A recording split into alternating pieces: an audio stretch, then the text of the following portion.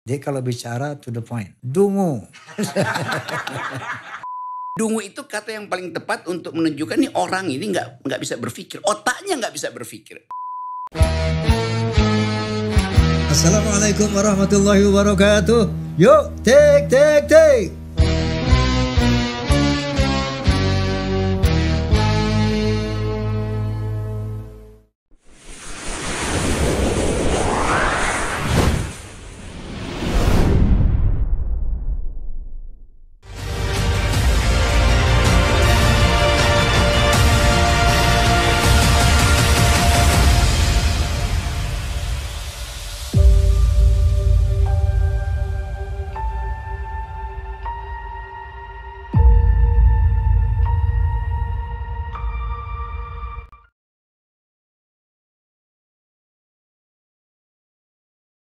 Assalamualaikum warahmatullahi wabarakatuh. Waalaikumsalam warahmatullahi. Pemirsa juga Forsa rahimakumullah.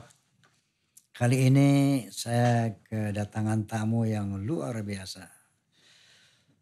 Beliau seorang tokoh multi talented,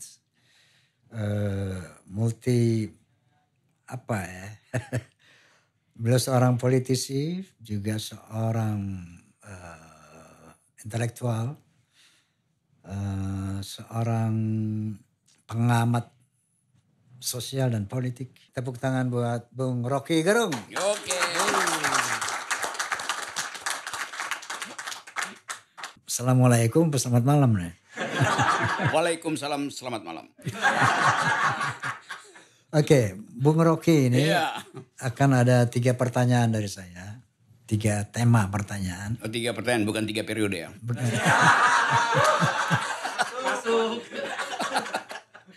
Pertama mengenai politik. Iya. Kedua mengenai pengalaman spiritual. Wah, itu. Oke, saya berupaya untuk sampai ke pengalaman spiritual terindah. Ketiga mengenai rumah tangga. Oke. Bisa itu semua? Bisa. Rumah tangga ya, saya punya rumah dan punya tangga tuh. Rumah tangganya nggak ada. Oke. Ada rumah nggak ada tangganya. Belum ada tangganya. Ya rumah doang. Oke, yang pertama, beliau ini satu sosok yang intelektual. Konon beliau adalah profesor dari filsafat ya. Ya, itu julukan orang itu. Julukan orang. Sama seperti Roma, raja segala raja tuh itu. Enggak, saya juga profesor juga. Ini julukan juga. Iya, semua. Saya ada beberapa 3 profesor di Amerika. Tiba-tiba mengasih saya sertifikat Roma Irama Professor in Music. Profesor in Music. Profesor in Music. Itu dari Amerika, bukan dari Gajah Mada ya, bukan? Bukan. Oke, iya, sorry. Amerika. Jadi kita sama-sama profesor ini. Sama-sama profesor. Jadi ini pembicaraan antar profesor udah lah. Lanjut. Oke, jadi itu juga klaim dari mereka. Profesor in Music. Oke. Bung Rocky, ini kita kenal Rocky Gerung ini selalu tampil di talk show televisi dan kesan kita sama saya rasa. Beliau ini argumentatif satu ya, artinya cerdas. Yang kedua, kemudian berani. Dia kalau bicara to the point. Dungu. Nah, yang saya ingin tanyakan dalam konteks ini, dan tentunya muncullah kontroversi. Yang saya ingin tanyakan dalam hal ini, apa kriteria Anda berakal dan dungu? Sebetulnya secara garis besar kita semua tahu bahwa berakal sehat, beliau akan selalu bicara berdasarkan akal sehat. Selain itu dungu gitu kan. Ini dungu akal sehat ini dipopulerkan oleh yang namanya Rocky Gerung. Sebelum ini mungkin Indonesia nggak pernah tahu istilah kontroversi antara akal sehat dan dungu gitu kan. Barangkali Bung Rocky bisa menjelaskan secara spesifik what is akal sehat, what is dungu. Oke, ini Bang Haji pertanyaannya nih Terlalu. Profesor ingat. Oke, ini saya mesti mulai membedakan antara bisikan Roma dan bacotan Roma nih. Dia lagi berbisik, apa lagi ngebacot. Ini tulisnya bisikan nih. Bukan berbisik nih. Bledak. Oke, ini pertanyaan yang jarang orang tanya sebetulnya. Kenapa saya pakai istilah dungu tuh dan saya pakai istilah akal itu? Di dalam bahasa Inggris ada istilah reason. Reason itu artinya akal. Alasan. Ya. Reason itu alasan. Reason, ya alasan juga. Argumen. Tapi alasan yang masuk akal kan. Okay. Reasonable artinya alasan yang masuk akal. Reason artinya bernalar. Reason. Tapi ada bagian yang lawan dari reason namanya passion. Passion itu batin kita yang bicara. Okay. Tapi kebudayaan Barat nggak bisa menemukan konsep yang lebih paripurna dari akal itu. Di dalam coba kita orang Perancis bilang begini nih, saking mereka nggak bisa terangin, mereka bilang begini. Di dada kita ada akal yang tidak bisa dibaca oleh akal yang ada di otak. Jadi kira-kira ada dua akal, yang ada di otak dan yang ada di dada. Itu yang kita sebut batin itu. Okay. Mungkin bahasa agamanya itu kolbu. Bisa nangkap nggak? Ya, Ustadz juga. Ya. Lanjutan Ustadz. Kata kolbu itu nggak, kan kalau kita bilang otak bisa kita bongkar otaknya kan, bisa kita belah otaknya tuh. Dan ya kalau ada isinya tuh kan, banyak pejabat yang kalau kita belah juga nggak ada otaknya, nggak ada isinya tuh. Tapi otak itu bagian fisiologi dari manusia. Dia organ tubuh kita. Otak adalah organ tubuh kita tuh. Hati juga organ tubuh tuh. Tapi batin kan bukan organ tubuh tuh. Kalau kita bilang lakukan penalaran, itu kita pakai isi kepala tuh. Ucapkan kegembiraan, itu kita pakai isi hati kan. Karena nggak bisa kita dipaksa oleh kepala bergembira atau puji-puji orang yang dungu kan, nggak bisa kan. Jadi sebetulnya hati itu lebih luwes karena dia bisa raba sebetulnya. Suasananya apa? Nah, dalam suasana debat saya pakai hati sebetulnya. Jadi hati saya memerintah akal saya supaya mulut saya keluarin istilah dungu. Karena dungu itu kata yang paling tepat untuk menunjukkan nih orang ini nggak bisa berpikir, otaknya nggak bisa berpikir. Bukan orang yang dungu ya. Kan sering saya sebut orang bilang Rocky Gerung dungu-dunguin Pak Jokowi. Enggak, saya bilang yang saya dunguin adalah Presiden Republik Indonesia. Siapa namanya? Ya Jokowi. Tapi yang saya dungukan adalah polisi dia tuh. Cara Presiden Jokowi bernalar. Kan itu. Selalu begitu tuh. Jadi jangan salahin gue kan. Gue ucari kata itu tuh. Kalau diterangkan kenapa pakai istilah. Karena itu istilah yang paling simpel tuh. Kalau pakai istilah yang macam-macam ya, apa namanya, dungu artinya apa namanya, fallacies tuh. Bahwa nggak bisa berpikir kausalitas itu kan panjang nanti kan. Yeah. Apalagi kalau bilang dungu artinya dia nggak bisa membedakan antara predikat dan subjek. Susah itu. Jadi orang dungu itu sama seperti orang yang nggak bisa membaca lirik-lirik politis dari soneta.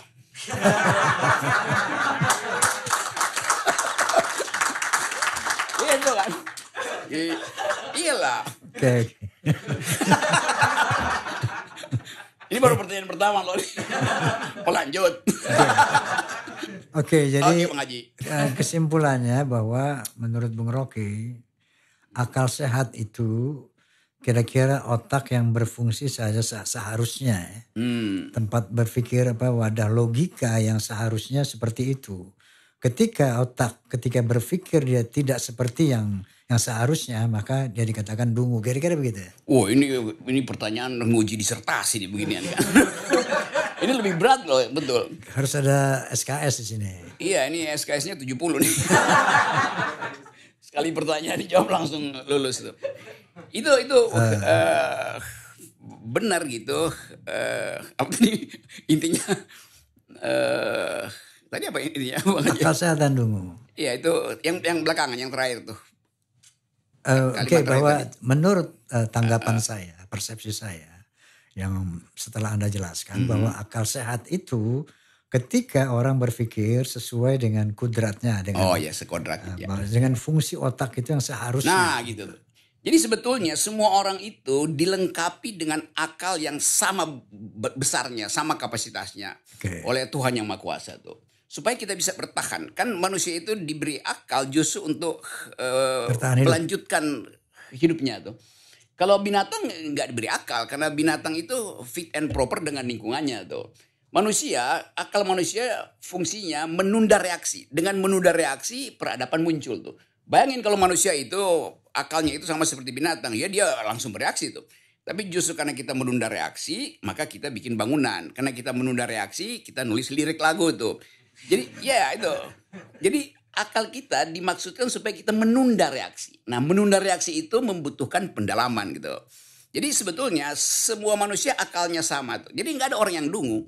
Yang dungu itu orang yang nggak bisa memanfaatkan bagian yang sudah diberikan oleh Tuhan. Itu namanya dungu. Nah sekarang yang kita mau periksa kenapa dia dungu kan.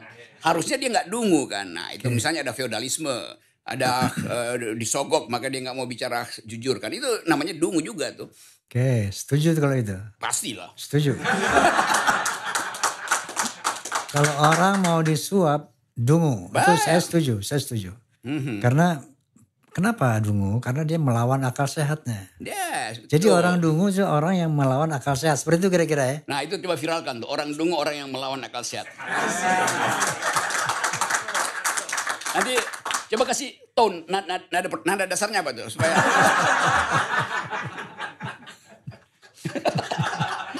Oke. Nah justru dari sini, dari istilah akal sehat dan dungu tadi sebetulnya clear. Bahwa orang yang melawan akal sehatnya dia bisa dikasih julukan menurut Rocky ini dungu gitu ya. Saya rasa kita sepakat soal itu. Oke, sepakat. Tadi Bung Rocky bilang akal sehat itu untuk mempertahankan hidup. Ya. Tapi kenapa banyak orang yang punya akal sehat dibunuh? Karena jadi nggak hidup. Iya, karena sebetulnya kalau kita sebut dalam riset itu, sepanjang hidup manusia itu rata-rata dia cuma pakai 14% dari otaknya tuh. 14%? 4%. Padahal Tuhan kasih 100% itu kan. Kalau soneta 112% yang dipakai. Jadi sebetulnya orang yang nggak mampu untuk mempergunakan secara sempurna otaknya, dia pasti masuk neraka. Ya orang dungu pasti masuk neraka. Dikasih 100 otak, 100%, kok cuma 14% yang pakai. That's the point ini ya. Okay. Yeah. Saya akan kejar ini nanti.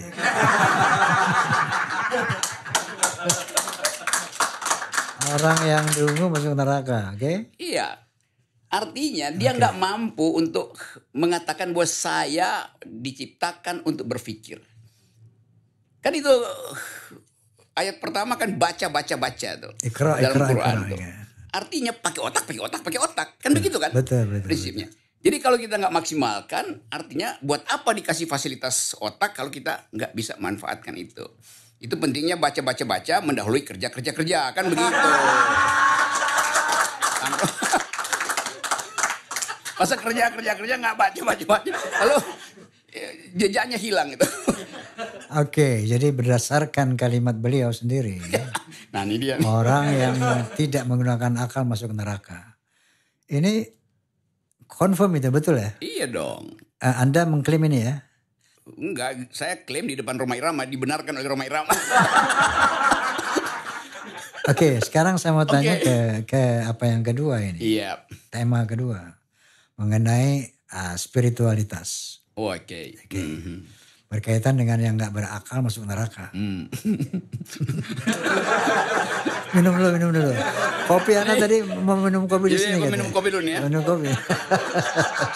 Saya minum kopi ini kopi pahit, sepahit-pahit Republik nih.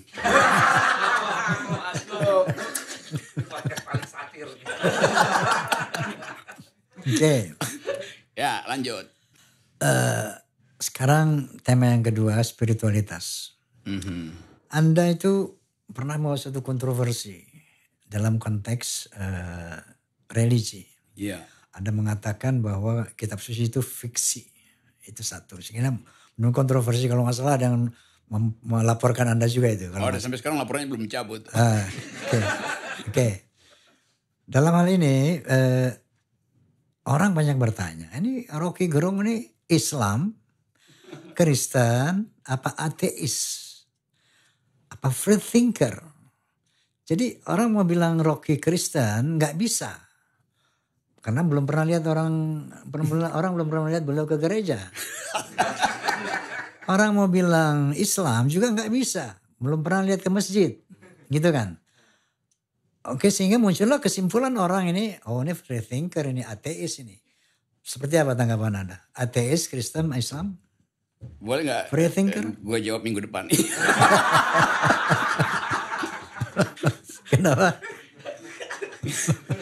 Saya selalu menganggap urusan saya dengan Tuhan itu urusan yang betul-betul kusuk dan gak boleh diucapkan sebetulnya tuh. Karena itu batin manusia hanya bisa lengkap kalau dia berdiam dan menganggap bahwa dia dikendalikan oleh kekuatan di luar rasio dia. Jadi itu prinsipnya. Ini gue sengaja abstrakin biar gak ditanya lagi nih. Tapi di dalam kehidupan bernegara, agama itu adalah hak, bukan kewajiban tuh. Di dalam kehidupan komunitas Muslim, Kristen, agama itu kewajiban tuh. Okay. Kan kita nggak lihat ada hukum dalam konstitusi kita wajib beragama, enggak. Setiap orang dijamin haknya untuk memeluk agama atau keyakinan. Jadi hak dia yang dijamin tuh. Yeah. Itu bahasa tata negara tuh. Artinya hak itu boleh dipakai, boleh nggak dipakai sebetulnya kan. Lain dengan kewajiban. Nah, itu juga udah kontroversi tuh. Tetapi saya sering anggap bahwa biarkan hak itu secara fakultatif. Boleh dipakai, boleh enggak. Tetapi kalau masuk dalam komunitas agama tentu orang akan tanya tuh. Agama Anda apa itu? Demikian misalnya di KTP ditulis agama seseorang. Iya, tapi itu kan KTP, itu kan catatan administrasi. Yeah, buat apa? Buat memudahkan kalau seseorang meninggal dan nggak tahu siapa keluarganya, ya kita tahu di mana dia dikuburkan, di bagian Kristen atau bagian Hindu atau bagian Muslim tuh. Jadi itu kepentingan administrasi sebetulnya. Yeah. Tapi batin orang itu tidak mungkin diasuransikan pada negara tuh. Negara nggak jamin orang masuk surga. Negara nggak jamin seseorang itu mulia tuh. Jadi waktu saya bilang kitab suci itu fiksi, sebetulnya kalimatnya dipenggal. Kan saya bilang waktu itu kira-kira begini. Bila kitab suci itu menimbulkan imajinasi, maka dia adalah fiksi. Karena fiksi artinya sesuatu yang menimbulkan imajinasi itu. Nah sekarang kalau saya kasih contoh misalnya.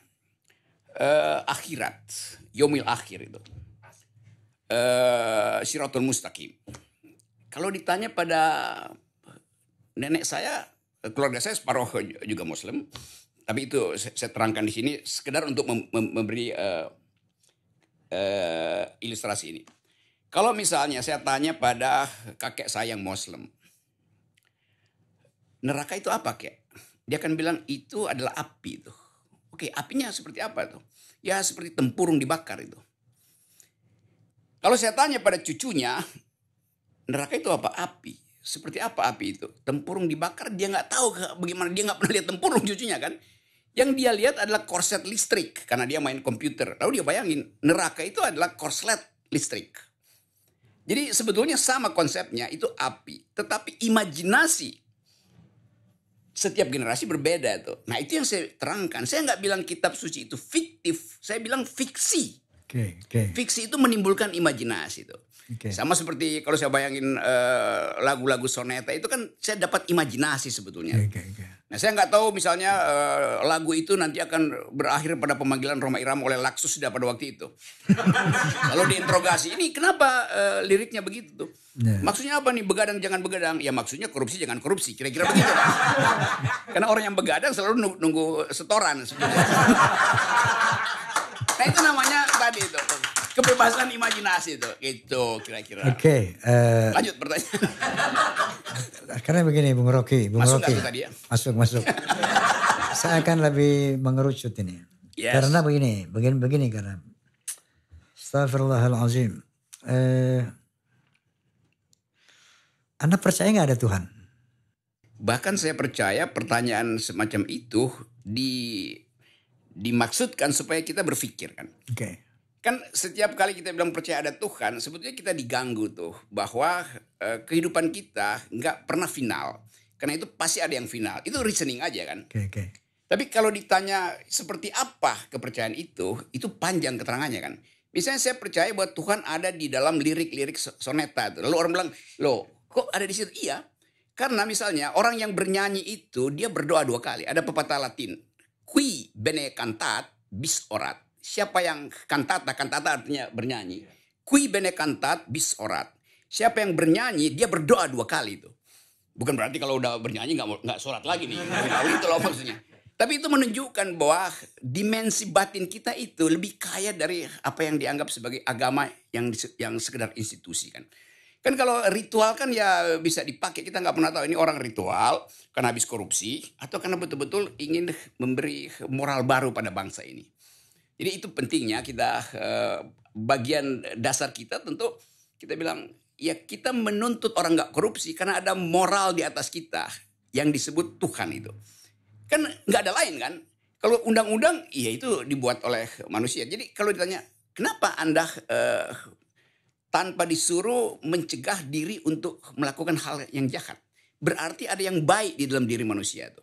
Nah itu yang disebut sebagai dimensi Tuhan atau dimensi Theos. Jadi kalau orang yang ini kita lagi bicara kita sangat antusias gitu kan.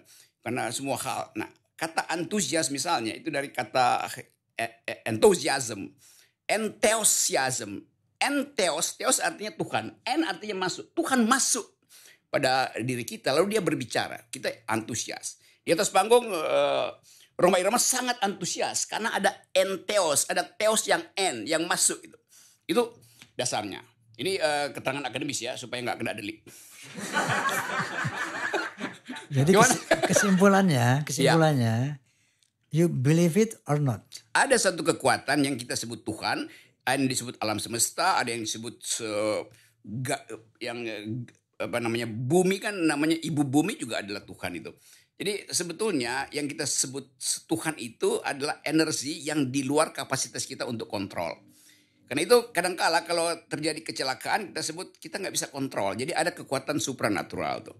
Kayak kemarin di Malang itu di Kanjuruhan itu. Itu disebut tragedi oleh negara. Saya bilang itu bukan tragedi karena kita bisa prediksi. Tragedi itu nasib manusia nggak bisa kita prediksi tuh. Saya nggak bisa prediksi saya masuk surga apa enggak. Walaupun saya berdoa misalnya tiap hari itu, saya nggak bisa prediksi. Saya bisa prediksi. Pasti. Karena saya tahu bahwa saya pasti masuk surga kira-kira. Ya saya bisa merasakan bahwa saya nggak pernah berbuat jahat gitu kan. Dan Tuhan ina rabakala bil mirshat. Tuhan melihat semua kita. Kan begitu kan ayat. Ya. Ina rabakala bil mirshat. God is watching us itu. Bahasa Inggrisnya begitu. Yeah. Saya baca versi Inggrisnya. Oke. Ya. Kenapa saya pertanyakan ini? Nah, itu penting nih. Karena begini, Ustaz. Ya Raja. Oke. Karena begini bahwa sebuah pertemanan itu membutuhkan take and give ya. Pertemanan sejati. Ini pertemanan sejati begini. Seorang teman ingin melihat temannya ini happy, selamat, entah dalam konteks material keduniaan atau dalam konteks ukhrawi. Nah, ketika kita bicara itu, maka manusia ini berbeda-beda. Ada yang mengambil agama A, B, C, ya. Bahkan ada free thinker, ateis. Ya. Mereka punya keyakinan masing-masing bahwa inilah the right way to be happy, to be safe. Inilah the right way, inilah the only way. Macam-macam itu kan. Nah, dalam konteks ini saya ingin bicara kepada Rocky Gerung yang saya simpati sama Anda. I love you. Oh, it's my pleasure. Saya sayang Anda. Kenapa? Anda satu sosok, satu figur yang fenomenal ya. Walaupun nggak perlu di air keras. Karena kata Gus Dur, Allahumma gfirlahu warhamhu wa'afi. Orang kalau antik, kalau unik itu kalau terlalu cerdas apa itu makhluk langka. Karena itu mesti disimpan di air keras.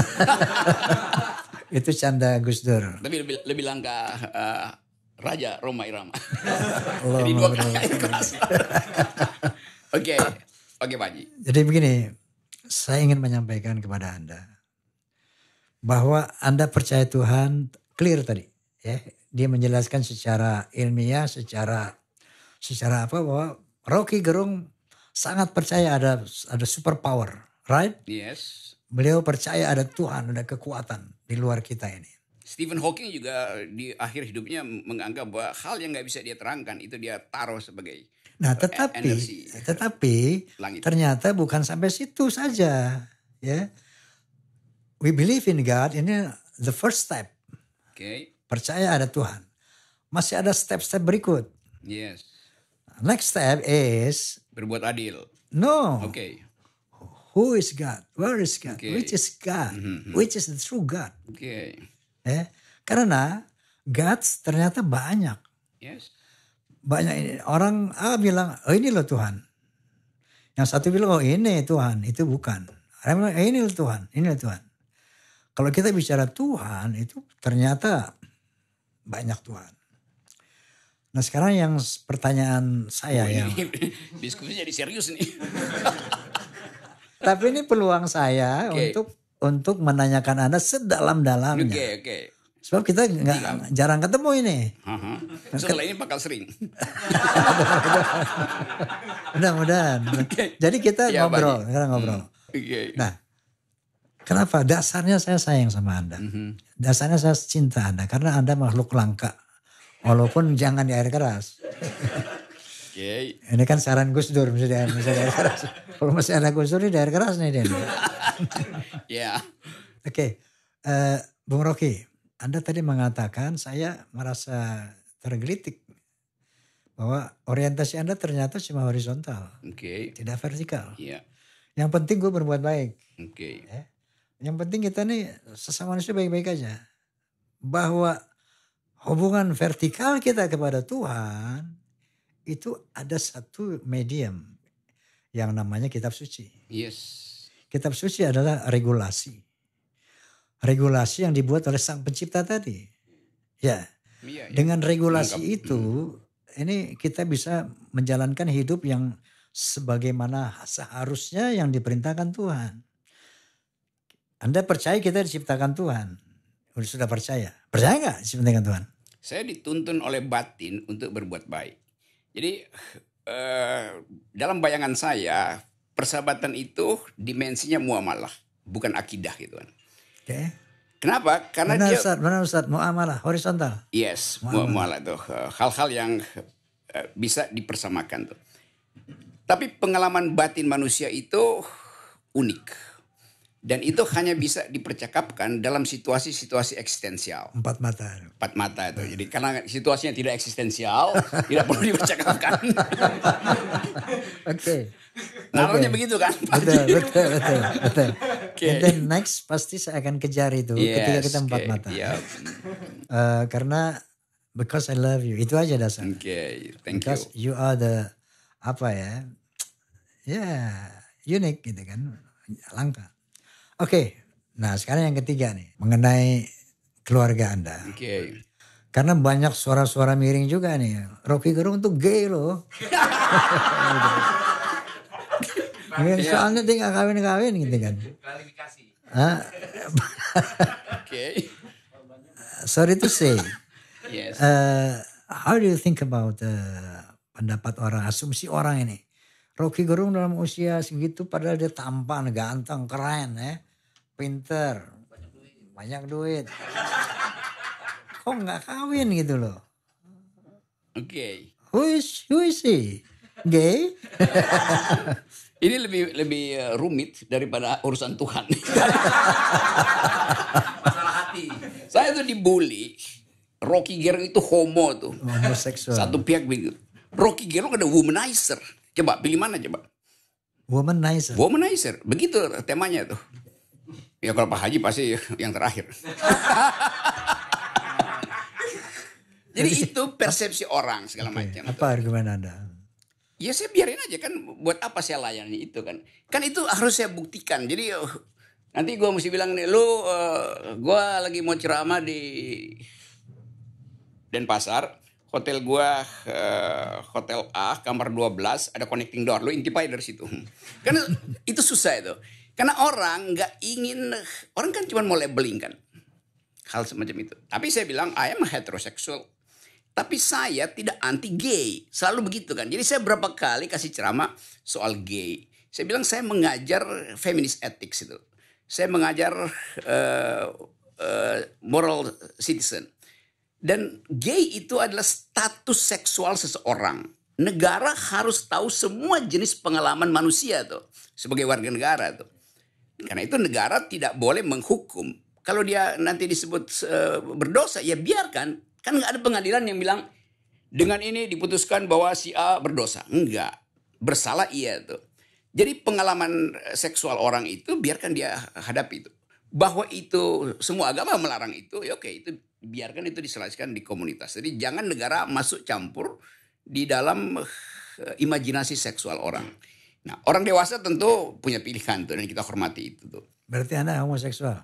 Ya. Berarti Anda homoseksual? Nah, saya heteroseksual itu. Hetero. Tetapi saya tidak anti homoseksual. Itu yang orang. Jadi biseksual? Sama aja. Itu kan perilaku seks orang dewasa kan.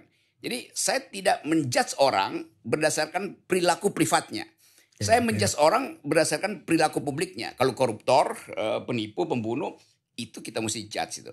Tapi pengalaman seksual orang itu saya nggak peduli itu. Jadi itu soalnya. Nah itu tidak ada hubungannya dengan kalau orang misalnya tidak menikah lalu dia homoseksual.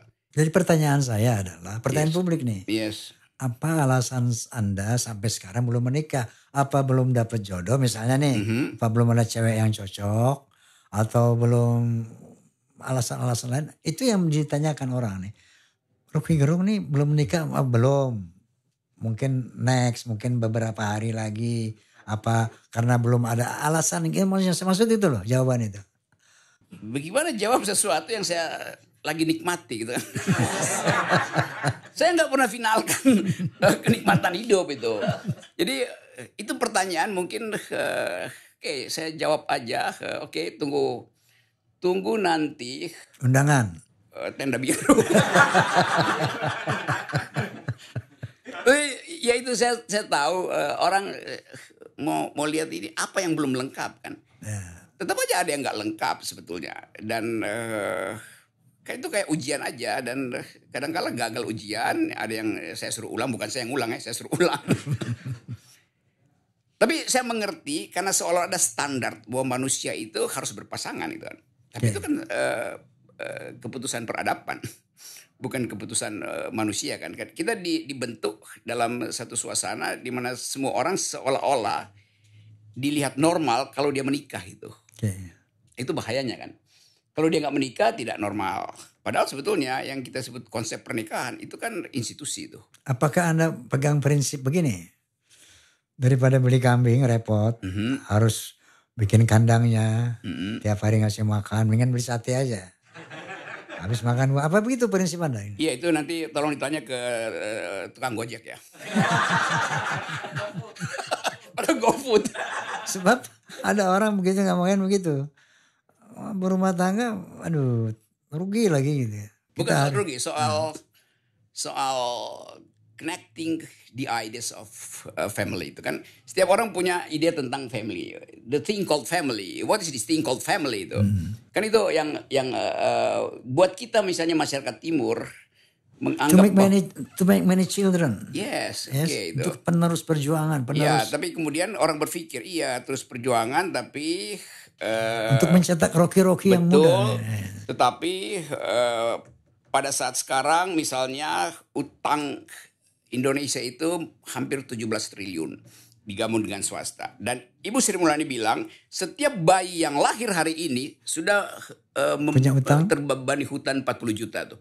Jadi kalau kita bilang kita punya 5 anak artinya 200 juta dia. Jadi itu kita bebani dia kan. Ini sosiologinya begitu, ini bukan teologinya. Jadi itu alasan Anda nggak kawin itu.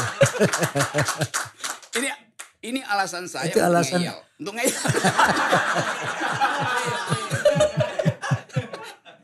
Hebat nih. Profesor kalau nguji begini dia. Tapi untung yang diuji profesor juga. Oke. Next question, my professor. Jadi saya punya kesimpulan, kita punya kesimpulan. Ya, Memang Rocky ini bahwa- seorang yang cerdas. Cerdas ketika banyak orang begini Bung Rocky. Ya. Ini Bung Rocky ini jangan-jangan bagian dari rezim ini. Kenapa? Dia ngomong seenaknya, jelek-jelekin rezim, dungu ini, tapi nggak tangkap-tangkap. Gitu. Jadi ada kecurangan. Ini apa operasi intelijen gitu kan? Iya, sebetulnya orang nggak tahu itu di Polda itu, di Mabes Polri bahkan itu mungkin masih ada 30 berkas laporan gue. Cuman polisi akhirnya kesel. Satu waktu saya ketemu wartawan, dia habis dari polisi. Polisinya pesan, ini orang-orang ini nih. Karena dia wartawan itu baru lihat nih ada laporan lagi Rocky Gerung. Ini ngapain tiap hari Rocky Gerung dilaporin tuh kan. Bukannya Roma Irama yang dilaporin. Dia provokasi gue kan. Jadi satu waktu polisi akhirnya dalam satu kasus saya dipanggil lagi ke situ kan. Ya ngobrol dengan polisi. Polisi bilang, bagaimana caranya ya supaya Pak Rocky ini kena delik gitu. Saya bilang, yang saya ucapkan itu semuanya ada dalil akademis. Karena itu persidangannya di kampus. Itu intinya tuh mulai soal, kan saya pernah bilang Jokowi nggak paham Pancasila tuh. Lalu dilaporin. Macam-macam tuh soal tadi kitab suci. Jadi semua soal dilaporin kan. Terus si polisi bilang begini aja deh, kita bawain whiteboard, nanti Pak Rocky terangin baru kita bertanya. Dia udah kesel sebetulnya ini karena laporannya banyak. Padahal nggak ada satupun yang delik. Saya selalu tahu kapan dia kena delik tuh. Nah, ini kuncinya di situ. Iya. Kuncinya di situ. Jadi Bung Rocky ini berbicara itu istilahnya pakai sepatu beludru. Nggak ninggalin jejak. Artinya nggak kena delik gitu. Disinilah cerdasnya seorang Rocky Gerung. Sepatu beludru. Iya. Dia ngomong bla bla bla bla bla, tapi dia sadar betul bahwa oh ini delik, gue nggak senggol gitu. Jadi aman terus. Iya dong. Udah ya? Luar biasa Rocky Gerung, luar biasa. Gitu. Jadi Cara kalau orang menghadapi Roma Irama ya siksak-siksak di atas panggung juga. siksaknya ini yang keren gitu ya. Gocekan. Jadi orang yang menyerang dia akhirnya bengong aja gitu. Dalilnya banyak. Dalilnya banyak. Gitulah. Oke Bung Rocky. Yap. Dari tiga tema tadi. Dan berat semua itu tema itu. Berat semua ya. Politik, religion, kemudian personal life. Ini memang jawabannya akhirnya kepada itu hak personal apa ya? Personal choice. Yes. Yang kita tidak bisa menjudge itu. Kalau kita mau bicara seperti yang empat mata tadi dalam konteks persahabatan, di mana seorang sahabat tidak ingin melihat temannya itu masa depan akhirat deh suram gitu kan. Ini memang nggak bisa di podcast gitu kan. Bung Rocky bilang tadi harus di empat mata sambil ngopi. Ini akan Kalau itu baru namanya bisikan itu. Kalau di sini kan bacotan. Bisikan Roma ini. Oke. Kita menunggu. Next saya akan kejar itu untuk membuat bisikan. Yes. Ya? Karena dasarnya itu saya cinta Anda, saya suka Anda. Okay. Karena cinta suka Anda, saya ingin Anda happy now and next gitu. Bukan Anda happy, lebih happy. Kalau sekarang udah happy. Iya. Oke, jadi emang emang sulit ya. Menggoyang dan sulit. Dia punya argumen tuh dalilnya Masya Allah. Tepuk tangan yuk.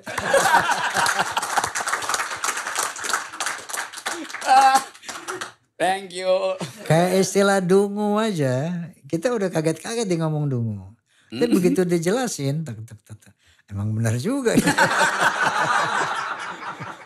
Gitu. Jadi orang benar juga emang lo gitu kan. Ini lo Ki Gerung ini. Orang sentul jangan dilawan. Orang sentul. Benar. Oke, pemirsa juga Forza rahimakumullah. Barusan kita bincang-bincang sama Bung Rocky Gerung yang tentunya bisa menginspirasi kita, terutama apa itu akal sehat, apa itu dungu. Kira-kira itu, dan terima kasih atas perhatiannya. Sampai jumpa di lain kesempatan. Wallahul muwaffiq ila aqwamit thoriq. Assalamualaikum warahmatullahi wabarakatuh. Waalaikumsalam. Mantap. Yeah.